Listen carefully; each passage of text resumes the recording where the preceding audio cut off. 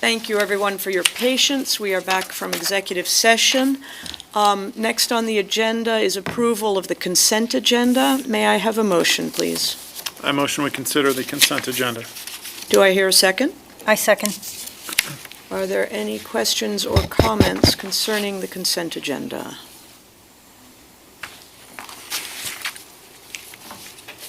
Okay. Hearing none, Mr. Gaynor, will you call the roll, please? Ms. Wright, Yes. Mr. Posh, Yes. Mr. Hines, Yes. Ms. Serini, Yes. Ms. Lewis. Yes. And next we have Ms. Kirby with the AP update. All right, I am very excited to have the AP team here tonight to present the work around advanced placement at the high school. As you all know, advanced placement is one of our measures that matter, that we focus on. We set a goal last year to increase the percentage of students earning a 3 or higher by 5%. And as you'll see, we blew that goal out of the water last year. So I want to celebrate our students for their hard work, our teachers and counseling department for their hard work, our administrators and our head principal for their hard work, and our ed services team for their hard work. This is a collective effort, and I look forward to learning more about the work so that we can build on these successes and also use them to inform other areas in the organization that, we are striving to continue to succeed. So I'm going to turn it over to Dr. Gould, Dr. McKinney, and Ms. Allison Bird. Good evening. Hear me? Good evening, everyone. Thank you, Superintendent Kirby and the board. This evening, we will be sharing with you advanced placement at Heights High. There will be several presenters here tonight. I am Felicia Gould. Next to me, I have Allison Bird and our principal at the high school, Dr. Elisa McKinney. Our presenters for this evening, they will come up after we have finished with the introduction, and they will also introduce themselves. But we do have with us tonight Charlene Searcy, our school counselor, Claudine McCoy, AP Computer Science and Avid teacher, Sarah Cooper, AP Studio Art, Olivia Fatica, AP Spanish, Sean Washington, Avid teacher, Nicole Zubik, AP Biology, and I have already introduced Dr. McKinney. Our learning targets for this evening is to take a look at an overview of our advanced placement at Heights High, look at where we are going as we move forward in our strategic plan. Also, to review the advanced placement trend data, you'll see a lot of data this evening that will be shared by Allison Bird. We are going to highlight 4 of our advanced placement courses, and we'll have some student insight because we do have a student here with us this evening, as well as we'll talk about advanced placement supports that have been put in place to improve our key metrics and our next steps. Advanced placement falls under strategic goal 1 because we look at student outcomes, looking at those outcomes of students and how they're progressing on the advanced placement courses, looking at them advance in the areas of 3, 4, and 5. The expectations that have been set for students around some of the partnerships that we've had as we move forward in the advanced placement work and now have become part of the culture at Heights High, as well as looking at how students are really mastering the items that have been put before them in the rigor that comes with advanced placement. When we take a look at our 2026 key data targets, we know that all of these measures lead up to advanced placement. If we see 100% of our students meeting third grade reading at or above, 80% of students showing proficiency on the state assessment, 90% of those students being successful in algebra, and 95% of our students, we know that this would lead to students taking those advanced placement courses and providing them a viable pathway for college and their career paths. So just taking a brief overview of advanced placement, we know that advanced placement courses are offered in the high school.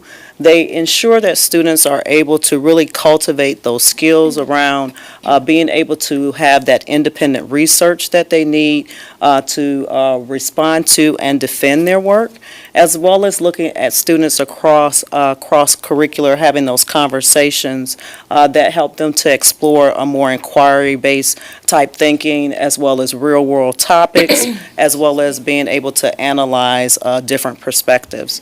Also being able to analyze and evaluate information and be able to communicate an evidence-based argument. So I'll turn it over to Dr. McKinney to talk a little bit about the AP courses at Heights High. We are. Good evening. We're excited. One of the things that excites us about our high school, the many course offerings that we have. We have a plethora of AP courses in all of our core subjects and in art, in world language, and in computer science. So our students, we have 19 offerings. We added AP Computer Science 2 years ago, 3 years ago. I'm losing track of time. 3 years ago. And we do rotate some of the AP courses so that the students have an opportunity to take all of them. If you notice, we have at least 3 in science. We do not rotate the AP courses that serve as graduation requirements, but we do have students who may take AP Biology and AP Physics at the same time.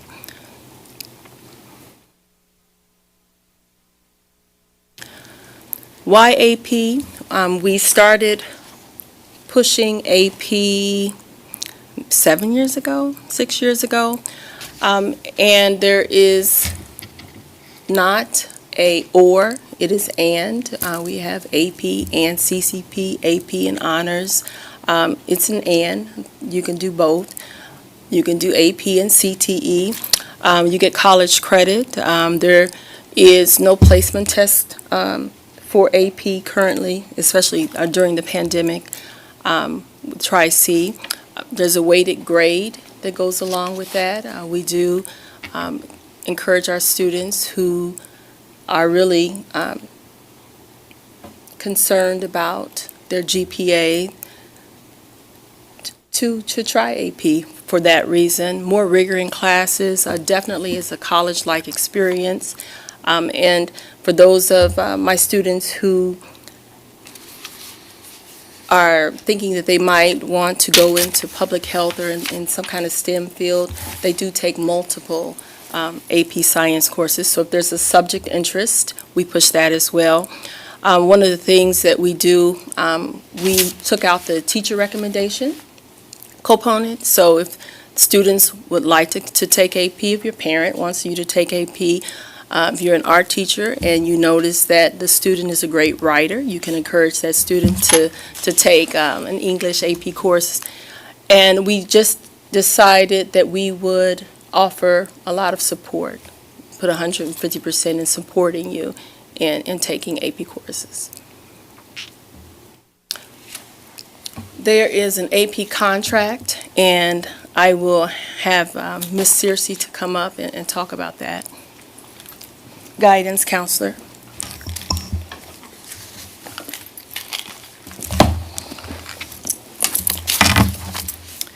Good evening, everyone. Good evening. I am Ms. Searcy. I am one of the guidance counselors in the guidance department. All of our students to take all of the AP courses are required to complete an AP contract for each course that they take at the high school. The AP contract kind of like highlights all of the requirements that is required for you to stay in the course, be it covering summer readings, after-school help, things of that nature, mandatory help with the teacher. It also covers students are not able to withdraw from the course. It is to be reviewed by the parent and guardian, so that kind of like binds the student, to the course. Students aren't permitted to drop the course until the semester. This is so that students are able to get those additional supports from the teacher. So we want to make sure that interventions are put in place before the student is dropped from the course.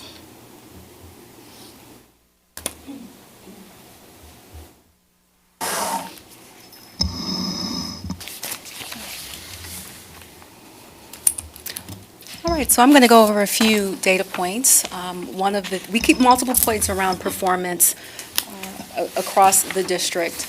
One of the things that we monitor for advanced placement, again, along with many other points, is the composition of the students who are taking tests. So here what you see is a charting of the composition of test takers by race in school year. And there's a legend across the top. And we're just looking for balance. In an ideal situation, the composition of test takers mirrors that of the students who are being served. Right? We want it to be proportional to those students who are overall in the building. The next slide looks at performance of test takers and the percentage of students who earned a score of 3 or higher. We focus on the number 3, so students can earn up to 5 points. We focus on 3, 4s, and 5s because those are scores that colleges and universities will typically accept as for the students to receive college credit. And again, when you look at the performance over time, it's the same set of 7 school years where you saw the composition of the test takers.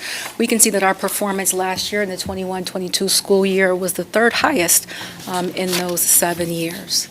I will note in the 2019-2020 school year, that was the beginning of COVID. So we were actually in a school closure across the state of Ohio. Students were not, and staff were not permitted to come into school after March 13th, so we still had a significant number of students who participated in advanced placement testing in a virtual setting.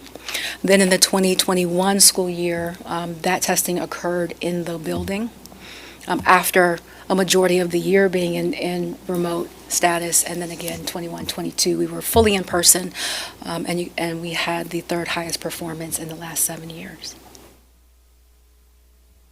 Looking at the same information, but just disaggregating it by race, again, wanting to see as we increase the number of participants or number of students taking AP courses, and encouraging those who traditionally don't take the courses to participate. We do want to have these checks in place to see if it is affecting performance, if at all, and who's earning those scores.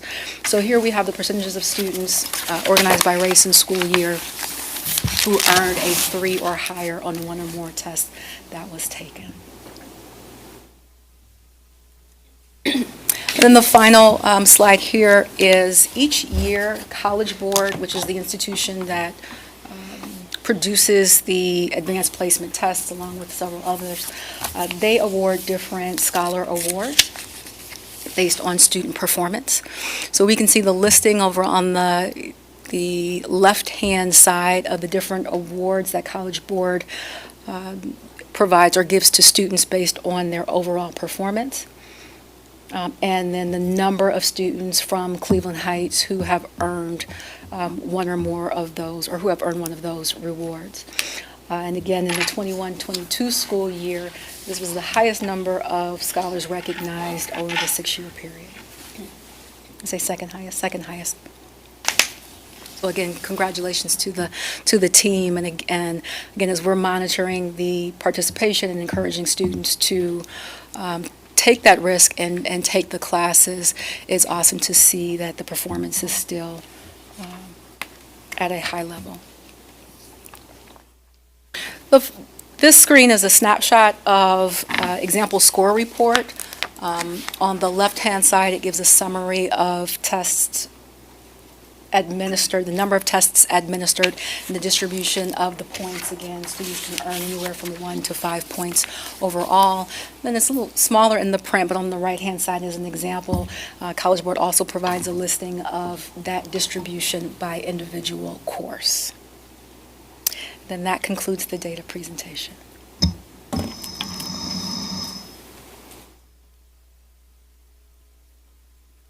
We're going to transition back and let the teachers and the students come up to the table.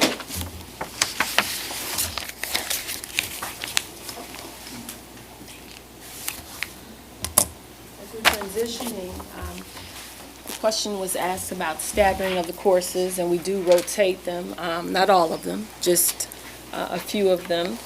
The last time we offered the new course was 3 years ago. AP Computer Science now is growing. It's up to 2 sections.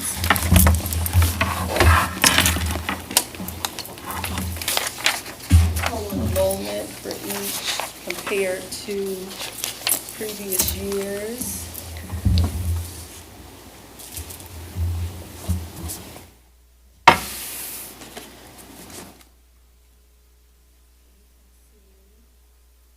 The total enrollment from last year to this year. Some is pretty steady. Could you move the mic a little closer to you, please? Thank you. You can see the enrollment from last year to this year. Some of it is pretty steady.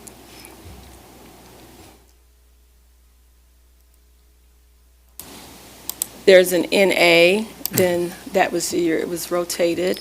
We hadn't actually offered AP Music Theory maybe since the first year I've been here. This is my 10th year. So the teacher wanted to bring that back, and so we did bring that back this year. I think someone had asked the question to see this.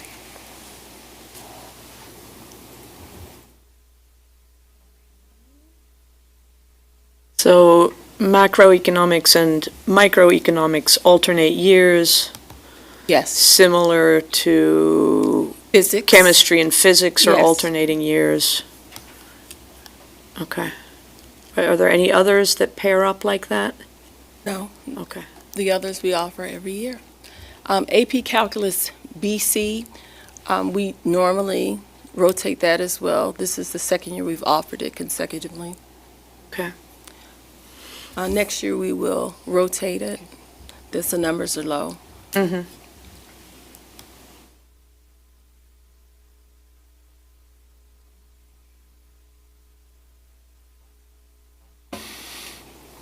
Can you scroll back up to AP US History?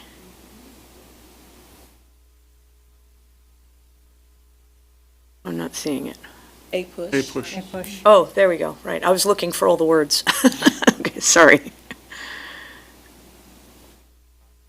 Okay, thank you. I thought AP Micro Macro was one class and the first semester is one of them and the second semester is the other one? But if you're in the That's- first part, if you're in part 1, you're in part 2. Right, So it's the same. but it's only offered every other year? Yes. As one class, okay, thank you. Tech person? Okay, so if I stop sharing this one, okay. We're gonna stop sharing that one.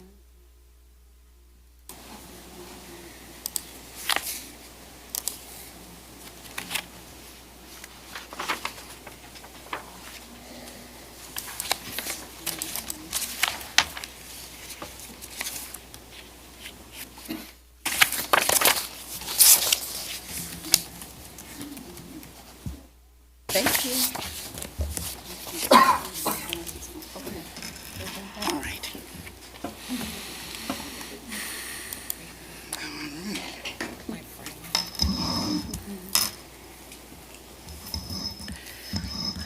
Good evening. My name is Olivia Fatica, and I teach AP Spanish. I'd like to begin with can you do the next one? I'd like to begin with an explanation of the standards on the AP exam, the standards being communication and cultures. Each test taker must display competence in these 3 modes: interpretive, interpersonal, and presentational. The sections on the test include multiple choice, which is interpretive communication, just print. Section 2 is interpretive communication, audio and print. And then another section, interpretive communication, which is just audio. So these are time tests and usually the morning session. Okay? Along with that, Section 2 is a free response. There are 2 sections. Interpersonal writing is an email, that's a 15-minute timed activity, email response, and the presentational writing is an argumentative essay, which is done in 40 minutes. So, what takes a long time for our test, and it goes into the afternoon, is that the children have to, our students have to record individually and without disruption. So, interpersonal speaking is part of the free response spoken section, and that is conversation. They respond in a conversation that's recorded, and there's 5 responses, 20 seconds each. And then the presentational speaking section is a cultural comparison, where they have to compare and contrast our culture, their culture, to any Spanish-speaking culture on any given topic. Okay, next frame. Okay. As far as preparation goes for the exam, we are strong in vertical articulation, elementary to middle to high school. I don't do this alone. It is definitely a team effort. All of our lessons, activities, experiences fall under the 6 Spanish thematic units, and I put them in parentheses there for you to see. I have requested that all of the teachers that the children have prior to me, everything that they do falls into one of those categories. The AP year, this is my scope and sequence. I review grammar and culture via the textbook, and then we do test practice via AP Classroom. We reinforce through current supplemental resources. There's a whole lot that I use BBC Mundo for current videos on news. I use Audiolingua. There's hundreds of native speakers with short conversations, so I generate my speed dialogue from those short dialogues, ask a question, the children ask and respond to each other. We also do Informes de Noticias, which are current events. Every other month is a current event. And my plan is that each child has enough current events in long-term memory so that when something comes up on the exam, they can personalize their response on any one of those current events. The other, you remember these, contactos culturales, I require my students to, every other month, use the language and or culture exposure outside of our classroom and they report to the group. And they have honestly come up with some very creative presentations. So they visited art museums, they have prepared recipes, they have done Zoom meets with family or friends in Spanish-speaking countries. What else have they done? Like a presentation, a play. And they also do vocabulary quizzes and assessments. Vocabulary quizzes are every 2 weeks, just so they keep up with all the different topics. Okay, successes and continued goals. Implementation of vertical articulation is constant. We are attempting to increase our enrollment and maintain it, and including underrepresented students. Many of my students are traveling to Spanish-speaking countries, which is really awesome. I had a child spend her year in Spanish AP COVID in Costa Rica at her grandma's house. I have another child doing a destination wedding vacation in Costa Rica this year, and he's in my AP class. And many of my students are speaking Spanish at home, so our population of Latino students is increasing. Always looking to improve scores of 3s, 4s, and 5s. And that is my presentation, but this is the best part. I'd like to transition from teacher perspective to student perspective. It is with great admiration that I introduce Leslie Villeda. She's an exceptional AP student. She's my 5. Please join me in welcoming Leslie as she shares her experiences and successes on her way to becoming a nurse. Welcome. Hi, my name is Leslie Villeda. I'm a senior at Heights this year, and I've taken a total of 8 AP classes. From taking all these AP classes, I can for sure say that I feel very prepared for college, since AP classes, they require a lot of time with the course like load, as well as independent study and going to ask for help to teachers if you don't understand anything, because in order to get a good score like a 5, you really have to prepare a lot for the exams. Also, it can be hard managing AP classes with playing a sport and then also participating in school activities or clubs. So from taking all these AP classes, I have learned how to manage my time better, be more flexible, and be able to collaborate with my peers, as well as gain friends in the process, because we can relate to each other and we help each other out because we know how hard it is.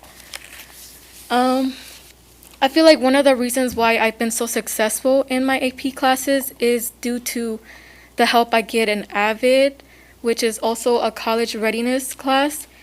And in there, I can really, I trust in my teachers. They always encourage me to take more classes. And then my peers also, they help me out if I don't understand something.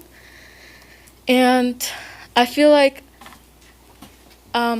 Heights, the student body is a majority minority.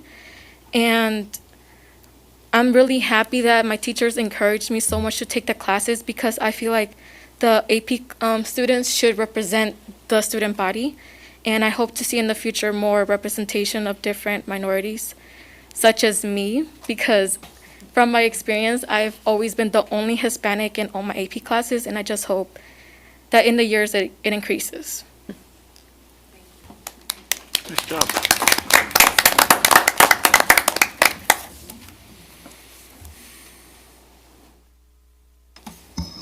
Good evening, everyone. My name is Claudine McCoy. Thank you so much for having us here this evening. I teach AP Computer Science as well as AVID. This year I have the seniors. I've transitioned with them since the 10th grade. So I'm going to talk to you a little bit about AP Computer Science. I just threw this in for kicks and giggles. All righty. So just a real quick general description of the course. It is full year. It is rigorous and it is entry level. Students can get college credit if they do score 3 or better. It will be as if they've taken an entry level computer science course in college. The course is not just coding. Actually, this course covers the foundations of computing, and we go over some of the big ideas. The big ideas, programming is part of it, algorithms, the internet, cybersecurity, and the social impacts of computing. Journaling is also a huge part of the course. Students have a chance to write down prompts that we have daily that either begins the lesson or either ends the lesson. So they use their journals to help with the prompts that we have for our lessons, vocabulary, any questions that they have, and of course for note-taking. So journaling is a big part of the course as well. Didn't do anything on this slide, just kind of left it plain. But this is just an example of some of the big ideas that we cover. So I just gave you kind of 3 of the big ideas. The first one that you're looking at is the programming and algorithms big ideas, and students actually go into our app lab to create an app. This is, and I'll tell you about that in a second, but they actually have to create an app on their own for the AP exam, and so we spend a lot of time on this portion of the course. Also, students learn about the challenges of the internet or of the web, how information is transferred. So they do get to go into something called the Internet Simulator. We spend roughly about 4 weeks so students can learn how the internet actually works and how information is transmitted. We begin the course with hands-on content with binary, understanding that that's what makes the computer operates. That's what everything pretty much is based on. We work on pixels and compression, and so students have an opportunity to see how binary actually helps to create black and white images. So we do spend a little bit of time on that. Now, the main thing, or the biggest portion of the course, again, is creating an app. Right now, in preparation for them to prepare an app, we are currently in our step 4 phase, which is actually where students have to write out or draw what they want their app to be. And so they actually have to write out the user interface screens before they actually get into what we call the App Lab in code.org, where they actually begin to create and then code. And so from this point on, what I want to see as far as a continued goal is for students to be able to show examples of images, audio, and text in a clear and easy way to navigate from one user interface to the next. And a user interface is just what you see when you open an app. If you click a button, it takes you to another screen. That is a brand new user interface. So students have to create every screen they want their app to show you, or if you click here, do this, or click here and do that, that's a brand new screen. So they have to create each user interface screen, and then they have to literally code it, add the images, audio, and text. And so that's a little bit about AP Computer Science. Grades 9 through 12. Anything else? And this is the only AP course, let me just say this is not on the presentation, but this is the only AP course where freshmen can actually take the course. So I do have a lot of freshmen, but it's balanced out because I have a lot of seniors that take it as well. And so that kind of sets the tone in the course. So the freshmen are like, oh, we can't be silly because they're upperclassmen in here. And so it's 9 through 12. It's a mixed bag. Also, we do have some people that come in to help. We have a partnership with Microsoft Teals, and so they send over 2 volunteers, which today was actually day 1. It's extremely helpful when we begin to have the students create their user interface, and then when we begin to code. They have expertise in that field, and so they do come in, they help the students with their coding, with any errors they may have, and so having them in class has just been just a dream come true. It's very helpful because a lot of students need help, and so it's just me. Now I have someone that can help me that actually works in the industry. All right, so that's AP Computer Science. Thanks so much. I have a quick question. Okay, sitting back there. Well, I think it may be more general. Do we have other AP classes which are open to 9th graders? This is the only one. Okay, thank you. And thank you so much.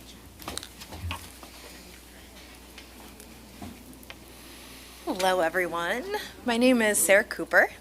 I am the AP Studio art teacher. And so I just want to tell you a little bit about this course. The idea here is to function throughout the school year like a working art studio. And so at the very beginning of the year, we do a lot of experimentation, and we try things that students haven't had a chance to try before, kind of build their skill set, so they have access to those tools as they're working on their own projects throughout the year. So we start off a little bit more structured, and then over the course of the first quarter or 2, students take full ownership of the work they're producing.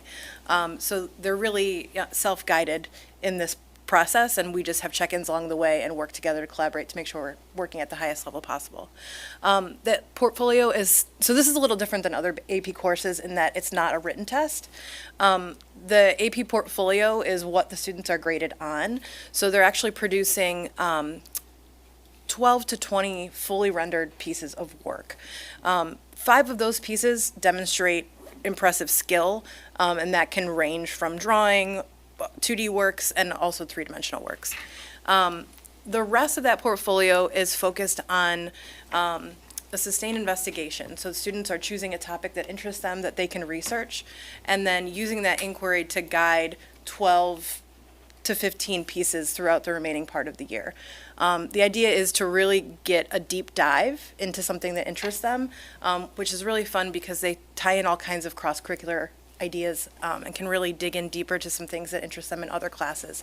I had a student last year that was super interested in neuroscience and did some really interesting things with some of the other AP coursework she was studying to kind of integrate that and bring it all together, which was awesome. And there's some, colorful examples of the work that they made. In preparing for this course, in theory, students can work their way up to AP by completing a level 1 and then a level 2 course. Studio absolutely could be one of those. I teach that. But we also have metal, ceramics, and photo classes that we offer. So any combination of those would adequately prepare them to work at the AP Studio level. There are also a lot of instances where we have students with exceptional interest and skill who reach out to us, or we reach out to them through seeing their work, and through a portfolio review, they can take those courses without those prerequisites. And we do have several students who are identified as gifted, which this is an awesome environment for them to learn and really go to town. And the cool thing about AP Studio Art is you can take it multiple times in different mediums. So if you wanted to submit an AP portfolio 3 times in 3 different categories, you totally could for credit, which is really cool. Successes and continued goals. This is only my 2nd year at Heights, and it's been really exciting to sort of see how this program, what power it has with these students and seeing what they're able to produce. I'm excited for this year because I have every confidence that we're just going to continue to improve in the work we're producing. But so far, we've done an awesome job of having some beautiful works showcased in a variety of exhibitions, several of them juried, and we won some awards at the Scholastic Fair last year. We're growing in our community partnerships. Recently, we displayed work at the Heights Eco Fair and are hoping to continue to work with other community organizations to get student artwork out into the public more. And we did have increasing enrollment from last year, so I'm working with my team. We're definitely trying to support students who have an interest in pursuing art after high school to take this course because it really sets them up for success, especially in the application process, because they will finish their year with a full art portfolio. So I'm actually encouraging a lot of 11th grade students to take this so that their senior year they are ready to go and it's not a scramble to get a high-level portfolio. And hopefully that will increase the number of students we have entering into well-known art schools because a lot of them have those aspirations and maybe weren't quite ready to take that next step. Finally, we had 75% of students score a 3 or higher last year in studio art, and I have every confidence that number is going to continue to improve based on the work that I've seen just in 1 quarter this year. So, very excited. They're awesome. So if I were a student in AP Studio, I could say, take it my first time round in photography and then do it again in ceramics and do it a third time in mixed media on paper? Yes, so the photography won't count as a 2D portfolio. So drawing is the other option. Drawing. And then you could do a 3-dimensional portfolio as well, yes. So the one thing that we opened up last year actually was being able to submit portfolios for multiple media. Previously, it was just a drawing portfolio, and since we've expanded, it's been really cool to see how students are able to integrate the work they're doing in other studio classes like ceramics and photography and jewelry into the work that they're submitting. Interesting. So the AP art is not offered for freshmen, no 9th graders, right? Starting. No, currently it is not. Okay. Especially since we kind of want to see where they're at and, make sure we have a body of work to look at to see if they, have what they need to be successful in that very open-ended environment.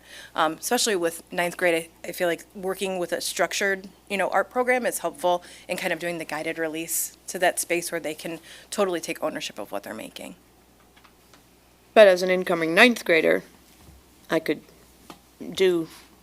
take a regular art class. Right. And then Absolutely. if that was just the bomb, I could then. 100%.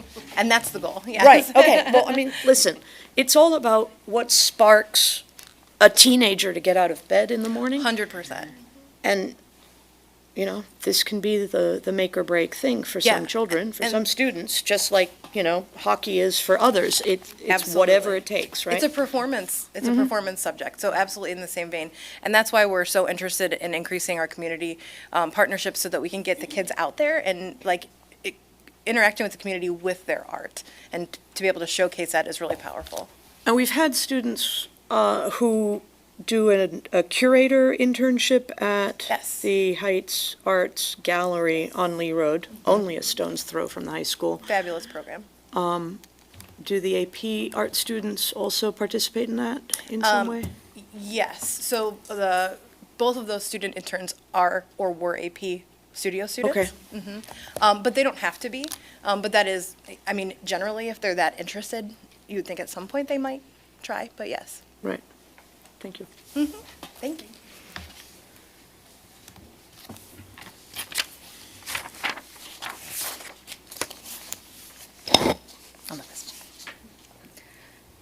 Hello. No, I'm Welcome. just kidding. My name is Nicole Zubik. I think most of you know me. I teach AP Biology at the high school. Some images up here are some of the things that we've done. I kind of wanted to talk more about our preparation. We've done a big shift in what we've done with AP Bio, along with the curriculum. So the curriculum over the past few years has moved from a skill and drill recall based to a more of an application. So there's a lot of AP statistics, a lot of math, a lot of inquiry, specific FRQs.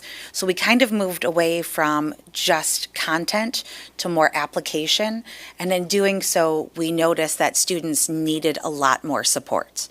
So a big thing was building class culture, developing high expectations for everyone, and modeling. So if we say you need to take notes, we need to model different ways that you can take notes. Or you need to annotate. They don't know what that means unless we model it, we do it together. Another thing is a lot of the students, we polled them and said, how many of you know how to study? You've been told your whole life to study. And everyone raised their hand and said, I really haven't been taught how to study. So we've been working a lot on different strategies. Shout out to Avid because I steal a lot from them.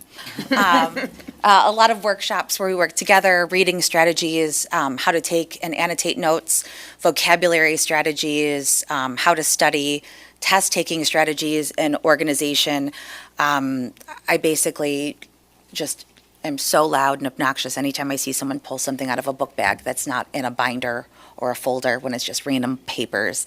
And we kind of talk about how if everything, every day, we just put it in, it's a pre-made study guide, which is pretty cool to see every student with a binder and dividers, even if we have to provide them. We've been shifting our perspective from points and grades to learning strategies and mastery.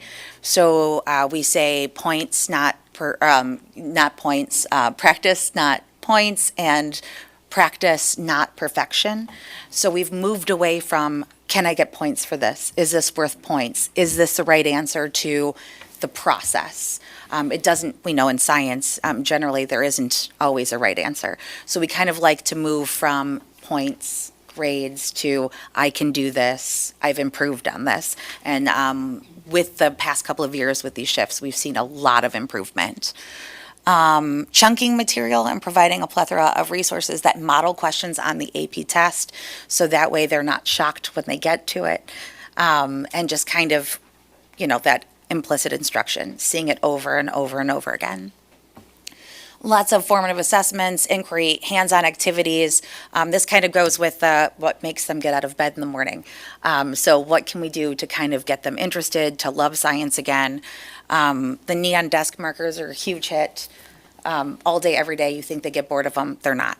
But just even being able to play things, manipulate them, doing experiments of their own choosing, getting to blow stuff up with enzymes.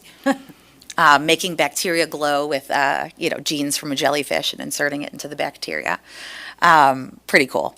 Opportunities to correct, reflect, and reassess multiple ways to demonstrate mastery has been huge, because eventually we want them to do well in the AP test. So it's not, oh, you didn't do well in Unit 1, so we're done. It's how can we figure out where we went wrong, what misconceptions did we have, and how can we fix those. And then, of course, goal setting, grades and goals checks, and student conferences. Just meeting with them and saying, how are we doing, not just in my class, but in all of your classes? Because the strategies that we have been working on the past few years will work towards English, because we're working on reading and writing. How are you applying these in social studies? How are you applying these in math? Some of the successes, students are more engaged and feel like they can be successful in AP just from that consistent, we've moved towards mastery versus this is my grade, it cannot change, this is worth points. And a lot of folks have asked, oh, well, if it's not worth points, are they, why are they doing the work? They'll say, is this worth points? And I'm like, sure. points. There you go. But if they're interested in it, they'll do it. So I don't have anyone that's not doing the work. I mean, I may have to prompt them 17 times to get back on task, but they're not refusing to do it. We began to celebrate learning over the points, the correct answer, critical thinking, a lot of debate. They love to argue. That's good. Reflection and taking ownership over our learning. We do a lot of different ways of reflection where they will have to fill out a sheet, and it could be online, it could be a one-pager, it could be on the desk with neon desk markers, but we're reflecting on each unit. What did you do? How did you prepare for this test? Did it work? The things that we did in class, did they help you? How can we improve as a class? How could I improve as your teacher? Our classroom motto, if you're not struggling, you're not learning. We want them to get uncomfortable, or we want them to be comfortable with being uncomfortable, because that's how you learn.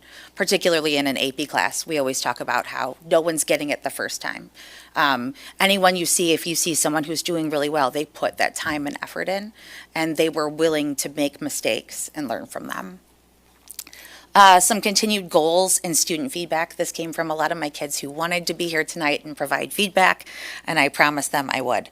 Pep rallies for AP and academics. We kind of wanted to make academics cool again, just like sports. T-shirt cannon. They want a T-shirt cannon. I'm sure kinda do too. Joe D'Amato has one, right? I mean, and we found a little sling on Amazon for like $22. They were really invested. And a DJ, of course, at the pep rally for academics. Avid support, which is amazing. So many of our students attribute a lot of their successes in AP and CCP classes to Avid. But there are a lot of students who are not in Avid that do also need that support. And there are a lot of students that we have that might have a lot of AP classes, and we think that, oh, like they're good. But that social emotional learning piece where they feel overwhelmed and anxious, and they need that little bit of extra support. So we were thinking about late arrival and early release time. So the students that have late arrival or early release, how can we make that a support time for them? So they don't always have to come in, but it's there if they need it. A lot of the students said they don't necessarily always feel comfortable and represented in all AP classes. And I know we've been doing a lot of work with equity training.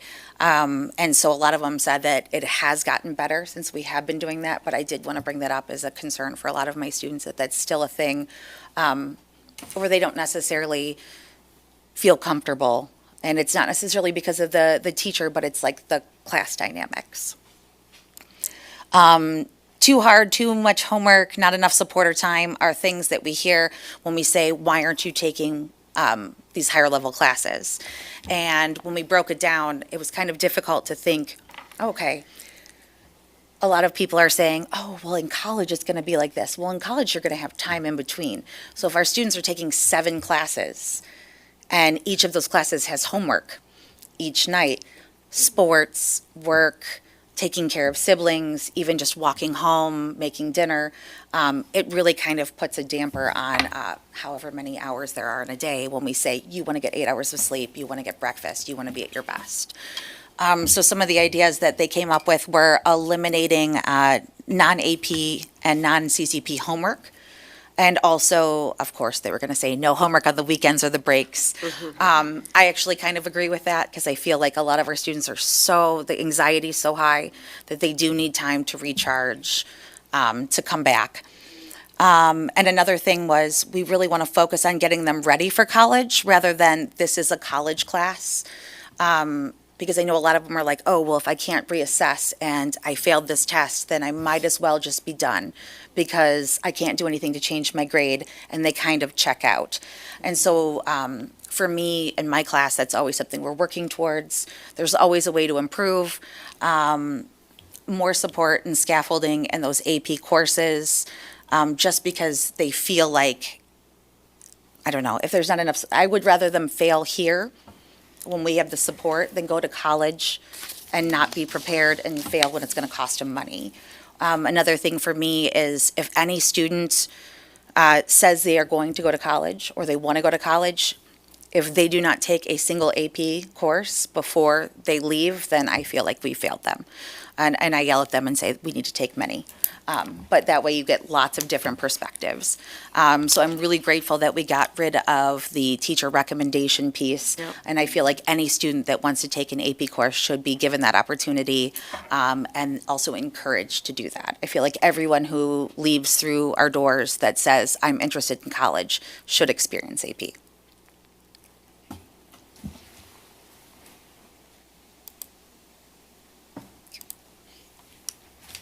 Can I just jump in here real quick? Because I think that part of what you said reminds me of conversations that we've had before as a board. And I think it's really worth reminding people, because I think that there is an assumption that our students have study halls available to them. And our students do not have study halls available to them. And when you were describing the students, as so many of our kids are, who, are, doing everything and more we could ask for them as students. And then they have an athletic interest. They have siblings that they have responsibilities for. They have part-time jobs. I think that sometimes people have an image of a study hall as a place where kids go and just goof around, or they're on their phone the whole time, or what have you. But denying our students an opportunity to get work done at school is functionally denying our students an opportunity to get work done, period. And as I think, we've got kids who are excelling. And to me, I just think that we need to commit to finding a way to build study hall opportunities into our students' days, even if that means that we are going to have you are eligible to have a study hall if you are taking at least one AP course. Whatever there may be a threshold in there that says, okay, you need to sort of qualify as a real go-get-em student who's going to be using this time. Because what ended up happening in my house, when I had a student who was a far more successful student than I ever was, and if you knew any retired teachers who had me as in their class, they would vouch for that. But my son was not. My son was an amazing, hardworking, never the smartest kid in the room, but he was a hardworking kid at Heights. And he ended up having to take courses to fill periods that he had no interest in, because he had to fill periods. And he would have given his left arm, not his right, because he was a pitcher. He would have given his left arm for a study hall. And he would have worked from bell to bell in that study hall. And that would have reduced an enormous amount of stress that these students do take home with them, because they're working so hard, because they're doing everything that we're asking them to do. So I will continue to implore us in this room to make that available for our students. So I'm officially off my soapbox. So I didn't share before when we was going over the AP contract, but one of the things that I did not highlight in the AP contract was that all students are mandated to take the AP exam. So that's one of the things that students have to take the AP exam, which is highlighted in the contract. So the AP exams are going to be administered this year, May 1st through the 12th, and makeups will be the 15th through the 17th. And makeups are based upon College Board, what's highlighted in the College Board manual. So based upon whether or not, if they have 2 exams in a day, sometime, like Ms. Fatika's exam runs almost the entire day. And so if you have Miss Fatika's exam, and then there's biology in the afternoon, then we'll reschedule that biology exam for the makeup exam. Or if you have two that runs back to back, sometimes the time runs over, and so we do reschedule a student for that exam. So, How widely known is that? Or is that new? no, we highlight it in our letters when they go home. And so we always highlight in the letter that if you have a scheduling conflict, to contact myself, because I am the AP coordinator, to let me know so that I can make sure. Sometimes tennis sectionals run the same time. I always know that. So if we have a student that plays tennis, they let me know. We reschedule at no cost. Now, if we have students that just miss the exam, then we do charge a fee. The district do pick up the cost for all students that sit for the exam. The exam is $96. So when they miss the exam has to go back, and then they have to send us a new exam. And so we have to pay for that late exam fee, which is $49 for us to be sent a new exam. So that's why we charge the students the late exam fee when they've missed the first exam, if it's not for a school-related circumstance. Yeah, I've spoken to parents of students in other school districts who complain about how expensive the AP exams are. And the fact that we, as a district, have a policy to pay for those exams is a game changer. Yeah, so when I first took over as the role of the AP coordinator, they were paying for the exam. So I've seen the numbers increase in the number of participants since the district has been paying, so it's a win. So, How much did you say that the exams cost? $96. $96. So if you're taking 3 or 4 APs, that's big bucks for a family. But you're also really talking about, as we talk about equity being more than just a word on the wall, and equity as being defined as reducing obstacles. That fee is an obstacle. Yes. And that is so us picking up those fees is really one of the core expressions of the equity work. It's great. So some of the things that we do, Sean, okay. How we will continue this work. We are continuous to have our AP monthly check-ins. And those are opportunities for our students to come together, and the AP teachers actually provide some of the socio-emotional support or studying strategies that they may need, and the AP teachers kind of rotate and determine what type of service that they're going to provide. We have our AP Success Camp, which runs during the summer. And we invite all students who are taking AP classes or who intend to take AP classes during the school year to come during the summer, and that lasts about a week. And that's run by the AP teachers themselves. Professional development, all of our AP teachers are taking part in professional development and making sure that they are staying on top of the new guidelines and new strategies that help to engage students in their courses. An AP breakfast for students who receive scores of 4 or 5.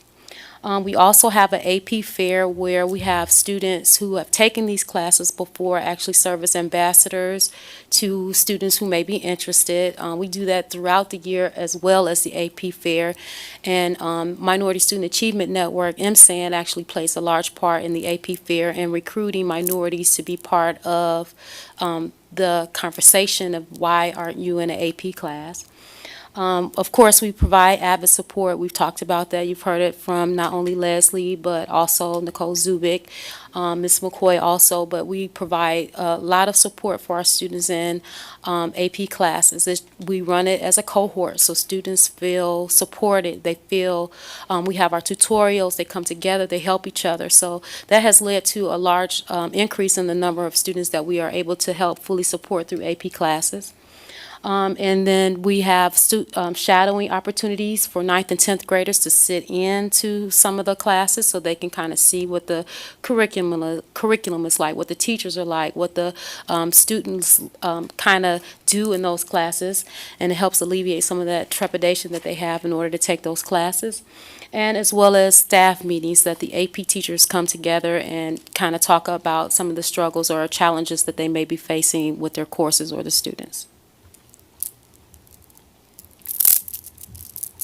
I just want to highlight, too, Minority Student Achievement Network is also doing a lot of work to publicize and provide support to each other for students of color in our building to make sure that they feel not only that they can advocate for themselves, but that they also can be seen in those classes and that they can do the work.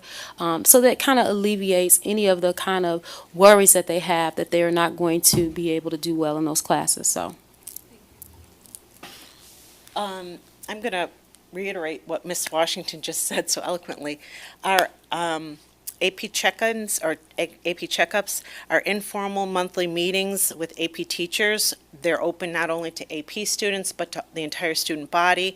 It's an opportunity for students to receive strategies, tips, information, attention, one-on-one, small group, and just might be a forum for the children to express what they need to say in a safe environment about their AP class or classes.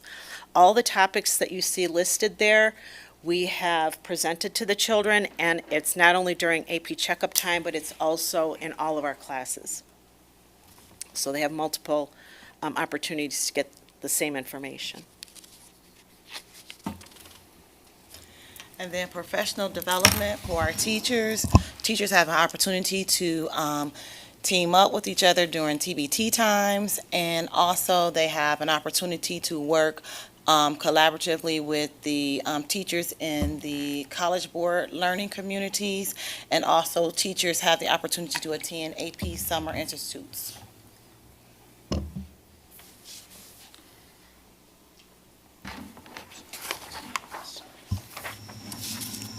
Special thank you. As they're presenting, I was chuckling at myself because I was acting like I was like a proud parent. Because really, my entire AP staff, they do fabulous work, work really hard on behalf of children. We love what we do. I think that you can tell that it's top down. Mm-hmm. Thank you. They lay a really good foundation, and it's just a pleasure to work with all of you. Thank you. Well, Dr. McKennedy, you have something to be proud of. I love the way how you guys just support each other, to make sure that our students are successful. Excellent job. Thank you. Thank you.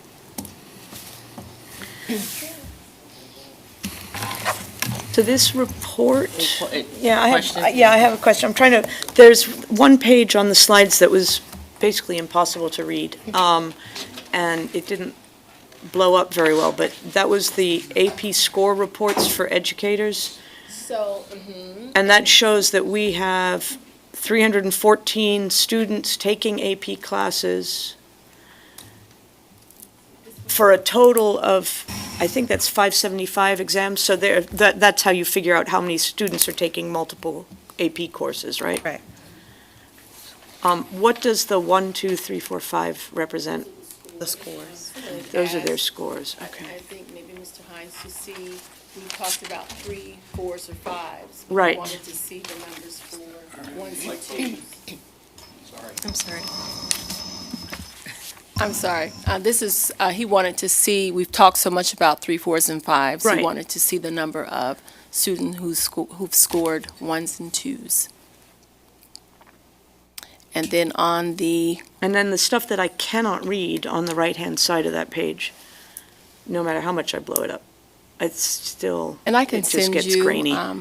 we ran the report and had So to again, make these it are the fit. scores on the top Yes, of their finals from May of last year. yes. Okay. So I can make sure that Superintendent Kirby has those to share. And then on the, I think it was Mr. Posh who asked the other questions that I went back and added. so you can see the numbers of students. And we do have students who elect not to take exams, and so they know in the AP contract, it says that they will forego the weighted grade, and they're fine with that. So then they sign they're up only on- graded on a 4-point scale instead of a That would be 5-point scale. correct. Mhm. That's the punishment for not taking the Well, final. it's not punishment. Well, but, you the know. consequence for not taking the final. So is it a large Okay. percentage of students? No, I no, assumed it was small. no, it's small. Like- Students oftentimes, they want that weighted grade, so they're coming to sit, they're Right, coming to take that exam. That 5-point scale is very valuable for most of the students. Yes. So in my email to everybody this morning and your response regarding the enrollment, I'm hoping to also get the score counts too. So when you look at, for example, music theory, it'd be great to get how many 1s, 2s, 3s, 4s, and 5s. So we'll have that next year, because, you know, he just offered it this year. Well, I just use that as an example. Yes, I but mean, this is the page that we're referring to. So last year, it shows the number of students per course who earned 1, 2s, 3s, 4s, and 5s. It's on the sheet that Ms. Lewis is saying that It's she hard can't to read. really, Right up that's there. very You just tiny. You just can't read it. You just need a but clearer we have version. additional AP courses then. Those will be on next year's because we don't Those have will the be on scores next yet. year's. We I don't have get it. So scores. These are just the ones that we offered this year. Last year. Last year. Last year. Last year. Okay, I get it. Okay. Okay. So I'll make sure So- that you get a readable copy. So, for This makes me example, think about physics pixels. wasn't offered Right. last year. That's why it's not in the list. Yes, that would be Okay, right. Right. I get it now. Thank you. I just have a couple of comments I'd like to make. First of all, thank you for this presentation. I very much enjoyed it. I love when we have presentations about educational topics. Often we're talking about other things. I'm just wondering, how do we dispel the myth, and I hear this sometimes from parents, that, you know, sometimes parents will say, well, I'd rather my kid get an A in an easier class than a lower grade in an AP class. And I think that that's probably the wrong, you know, that's not what we would want to promote, because obviously, you know, as you said early on in your presentation, we want kids stretching and growing, and, you know, if you stay in your comfort zone, you're not doing that. So I wonder how much of it is, you know, do we have family members that are dissuading kids with that mindset of because they think that, you know, it's all about getting an A or getting a B, and they'd rather their child take an easier class and get an A versus take a harder class and not get an A. Weighted grades. Kirsi, you want to? Well, that's when we have the conversation with the student and the parent to say, you know, you're not just competing locally, you're competing globally. And so oftentimes when we have the global conversation, then the parent will go along with the global decision, you know, to say, okay, because you're competing globally and not locally. Okay, So. good, excellent. And then I just know that as a parent, it was really hard for me to understand the difference between CCP and AP, and I know that they serve different purposes, but if we can make that clearer to families, I think that that would be helpful. I know that's kind of outside the realm of this presentation, but I know that that was something that, as a parent going into the high school, that was something that, you know, we talked amongst ourselves about, well, why would you take this versus this? And so I just think making that clearer for parents would be helpful. And we do. We try to say it's not or, but it's and. It's and. It's both. You can do this So- and that. But why would you want to do Well, so. each one, I guess? So I give personal experiences. I maybe missed your senior group, but I could speak to them for my daughter, who took college comp and went to college with those 6 credits. And so I invite the staff, you know, they like to hear personal stories sometimes. You can take Me as well. I do as well. the student who went to Miami University, what was the AP exam last year? That he was going to Miami University and they accepted the AP. Do you remember? I don't know. So often, the one who they wouldn't accept both scores, they only accepted one. So oftentimes when students transfer, or if they take AP Lang and AP Lit, most schools only take one AP score. And so when you take college comp 1 and 2, they're going to take both. Right. Okay. Okay. So my daughter took both into her college and university. So I oftentimes have them take baseline courses and then still take the AP courses. So you take AP Bio, you take AP, Calc, AP Stats, but, take College Comp because they're going to take both. But that's just from my experience as a parent. Right, right. And we certainly don't want to forget that hopefully the goal is to get a 5 or a 3 and above. But as Nicole stated before, even our 1s and 2s are successes. It's to Being create their exposed to the Oh, rigor, absolutely. being exposed to that type of curriculum helps our students to be confident to take the next AP course or to be even more college ready. So although not all of them, as you can see, will get 3, 4s, or 5s, they are definitely more ready once they have taken the AP class, irregardless of what their score was. That segues perfectly to the next thing I'm going to talk about, but go ahead. As someone who teaches both AP and CCP, Okay. I encourage my students, this is rolling. Yeah, mentally, no. But I encourage my students to take both of them, so navigating AP, a lot of my students do not need a placement test or a minimum GPA. So if their GPA was low, particularly during COVID, when a lot of students felt that disconnect, their GPA is lower, they weren't able to meet that placement test or the minimum GPA with Kenyon, we would gear them towards AP. And for students who plan to go to a college in Ohio when they know they're going to get that guaranteed credit, CCP is the way to go. So that way, no matter what score you get, you're still guaranteed that credit. So we kind of gear them one way or the other, but we encourage most of the students, if they're available, to take both. And then, because you're going to gain experience from both of those, you'll see what AP is like, you'll see what Kenyon is like, what Tri-C is like, and how you have different sets of expectations for different colleges or different classes. So it's kind of giving them that roundabout way to get prepared for anything. Excellent. Thank you. And then now that we have the seal, so now we have to be able to have multiple conversations with students. So not just being college ready, but also being able to earn the seal. So we have to be able to have all the conversations with students at this juncture. And that segues great to my next comment, which was on slide 29, when you talked about the focus is getting students ready for college rather than this is a college class. I love that because I've heard that from so many kids that, that they say it when the first week of school or where you're signing up for it and we keep hammering, this is a college class, this is a college class, how much that creates anxiety in them before they even start. So I love that focus is kind of flipping into, this is the preparing you. And I absolutely agree. Even if you don't score a 3 or 4 or 5, it was a great experience, and that I'm glad students are doing it because they do need to be ready. And lastly, a question I would have from us to you is, what do you need from us to help continue to move this work forward and to help our students be successful? Is there anything else you need from us and how we can support the work of AP and helping our kids be successful? And that can be from anyone. You don't even have to be sitting at the, I think one of the biggest things would be time.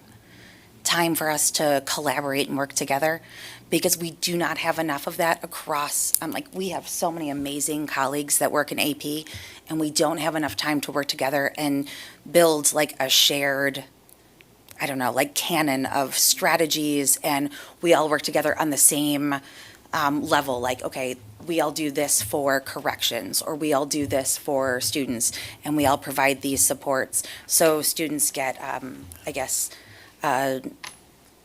they feel like it's cohesive and they feel like it's a community. So if they have a question about AP Spanish, they can come to me. Or if they have a question about AP Bio, they can go to Ms. Fatika and say, oh, how would I do this? Or how could I get help for this? So I guess just more time for us to be able to work together to better what we do, because we have so many amazing resources in-house. Okay, thank you. Anybody else? I guess just a couple sort of nuts and bolts things. tonight's discussion has been really important to sort of remind us, myself included, the community at large, because about really the goal of encouraging students to sort of just take a leap of faith and sign up for an AP course, even if their vision of themselves isn't that of, a real scholar. And, I think it really ties in, with the Believe theme of the year, But it's also just a really important piece, and it's important for us to keep this as a mindset as we look at these scores. As we look at the scores that you might say, well, hang on. More than half of the kids didn't earn a 3, 4, or 5. And so there's a giant problem here. Just sort of a knee-jerk, what's wrong here? And I think that we do need to take those dives and really figure out, well, why are half of the kids not scoring a 3, 4, or 5? Or why are whatever percentage it is? But there is also sort of the piece of it that's, is that the goal for every kid who comes in the classroom this time? Because sometimes it takes kids just a minute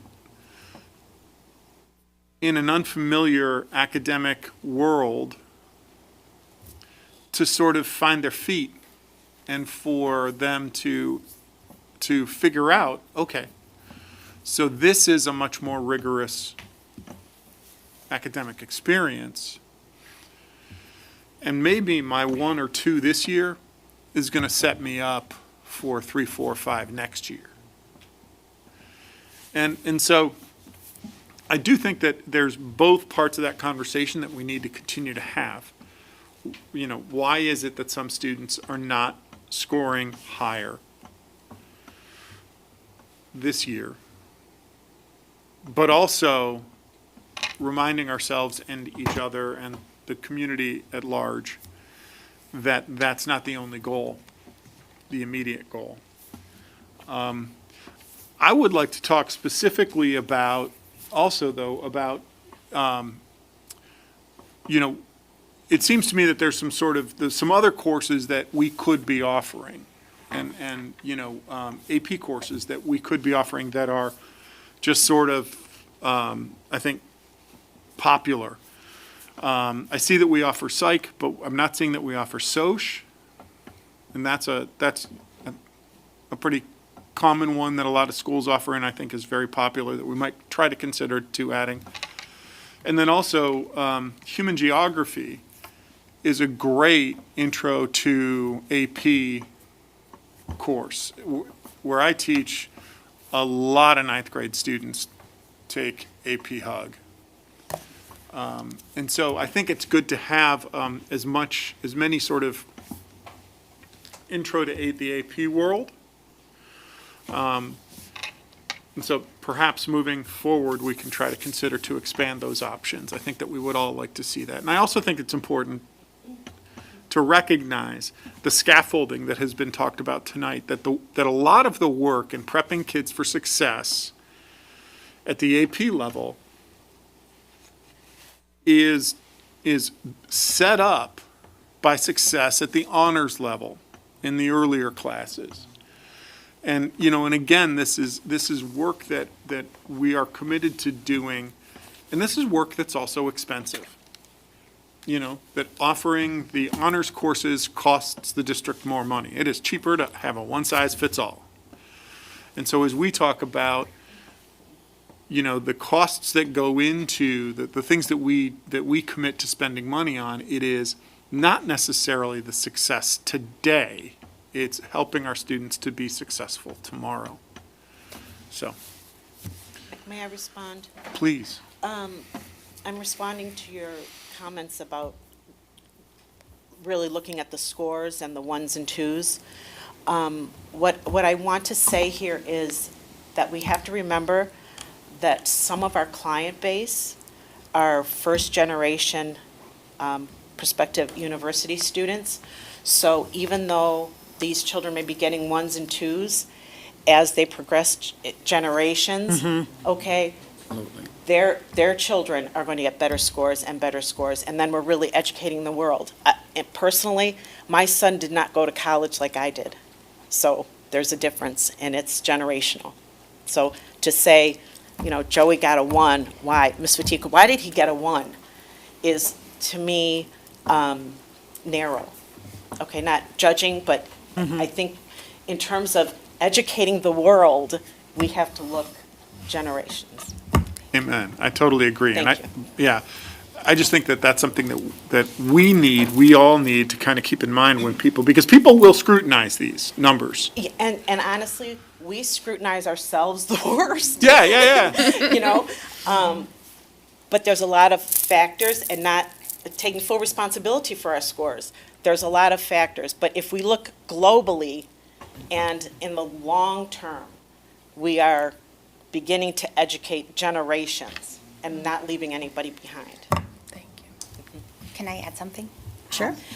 One of the things that I tell my kids, and I think that there is a fear because they think, oh, I'm not smart enough to get a 3, so they don't want to attempt because they know a 1 or a 2 is not going to get them college credit. So a fear of that, so they know we're having these discussions and they know what that means. So they know that we look at their scores. I tell them I do not care about their scores. Their score on one day, on one test, does not reflect all the work they've put in, all the knowledge, all the skills they've gained to be successful later. I've had students come into AP Bio who were not proficient on the 9th grade, science test, on the biology OST. And by the end of the year, they passed that with accelerated. But they did not get more than a 1, and that is the greatest 1 I've ever seen. I've had students send me a remind who didn't think that they could do it, they didn't think they could pass, it was so hard, they didn't understand the math. And in summer, I'm getting a remind that's like, I got a 2, and they are so excited, and parents that are emailing me saying, thank you so much, I can't believe they got a 2, they didn't think they could take this. So I think that a lot of it too is where they're coming from, so looking at baseline data to where. So not just the 3s, the 4s, and the 5s, but where are they moving towards? Because that is a huge thing, and I think that we don't always celebrate those successes for those kids, because those are the kids that we really want to make sure they take these courses. So we don't want to just focus on, oh yes, these 3, 4s, and 5s, but how can we get these kids to progress over the year? So if you've never had an advanced level course before, I have a lot of kids that come to me that have never taken an honors course.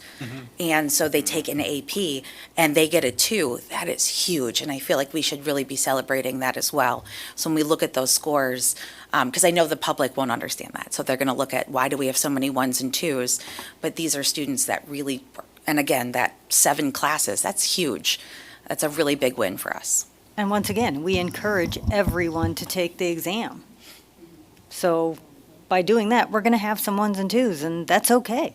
I'd rather them take the exam and be prepared and be ready when they have that first college class out of our building than to not have taken it.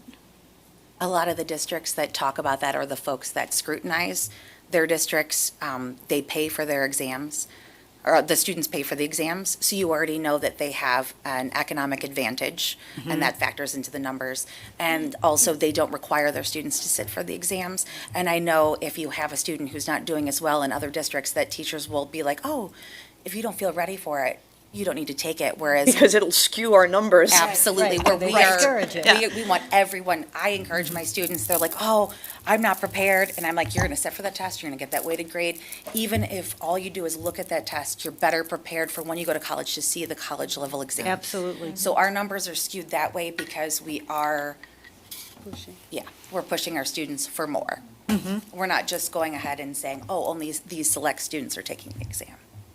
And you really should watch the confidence of the students who come in not believing that they can take an AP class, taking a class from beginning to end, and regardless of the score, now feels like they have accomplished something. If you watch some of my students who are in Avid, who never would have thought that they could take an AP class and be in CTE, and take CCP, and be an athlete, and work a job. I mean, these are kids that you all were talking about. That person exists at every grade level, almost. And so when you watch the confidence of being able to do all of those things, certainly, we would love for them to have the 3, 4, or 5, but the 1 is a success, as we have stated, so. Well, it's more valuable for a student to take an AP class from beginning to end and learn how to engage with difficult material and be successful in the class. That's worth a ton, regardless of the exam score. And we want all of our students to have that experience if they're planning to go on to further education. And let's face it, the world is such that you're going to need something beyond high school, no matter who you are or what you're planning to do. And that thing beyond high school can, come in a whole variety of colors. But being able to engage with something new and difficult and master it is very, very valuable. Well, another point to be made is we're hoping, and I hope I'm not repeating what somebody else said, we're hoping that as we raise the expectations AP, that raises the honors expectations, that raises the, non-grouped classes, what do we call them? Regular classes. So everybody's rising to a different level, right? Did somebody say that? I have a couple things to say as one of the older board members. I'm older than Beverly, but we're the 2 oldest here, on the board. We stepped into our role with a superintendent that was reminding us as a board at the time that there was not a lot of equity in our AP program. And the reason we passed this equity policy was really because of the AP program. And it does have a lot to do with, hey, if you could fix some of your equity issues in the AP program, it is going to bubble up. You are going to see a lot of other improvements throughout your district and be more equitable. You guys are obviously very proud of this work, and you should be. And as a community member, very celebratory.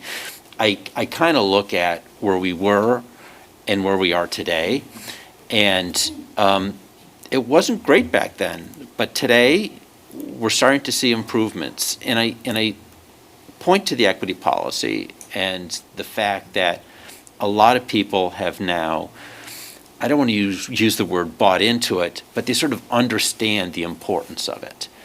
And it's so frustrating as a board member when we look at other school districts and we go down to Columbus and we find that people are trying to dismantle equity policies. We're never going to do that in the Heights, okay? We already don't care what the test scores are, because the test scores are not reflective of how our kids do. I think you mentioned it collectively, the number of 1 and 2s. You can't put a measure on the importance of that 1. That 1 is probably maybe for that one particular kid that got a 1, might be far more important than the 5 another child received.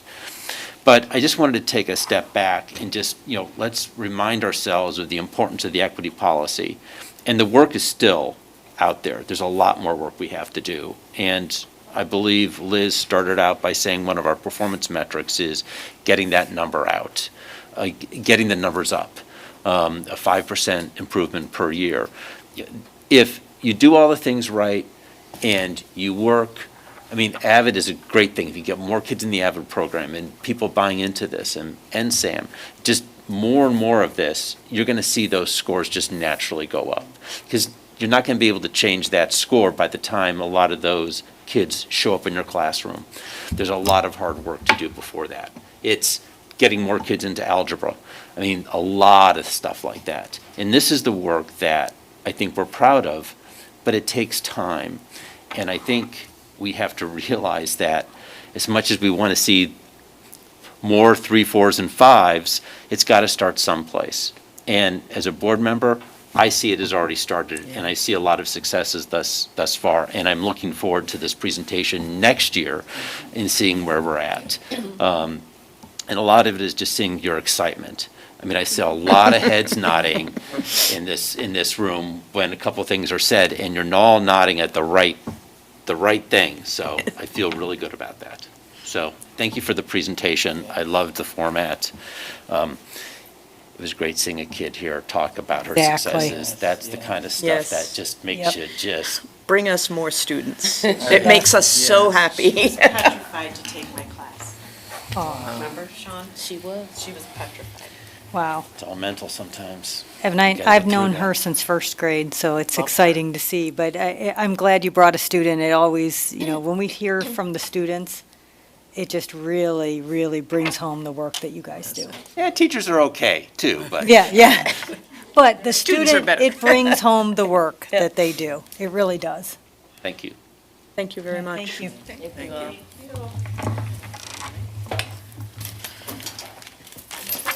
Presentation has been. Is there anything else we need to handle? I don't think so. Just a motion to So adjourn. then I need a motion to adjourn, please. I motion we adjourn. I second. Mr. Gaynor? Ms. Wright? Yes. Mr. Posh? Yes. Mr. Hines? Yes. Ms. Serini? Yes. Ms. Lewis? Yes. Thank you, everybody. Good night. Thank you. Good night. Thank you.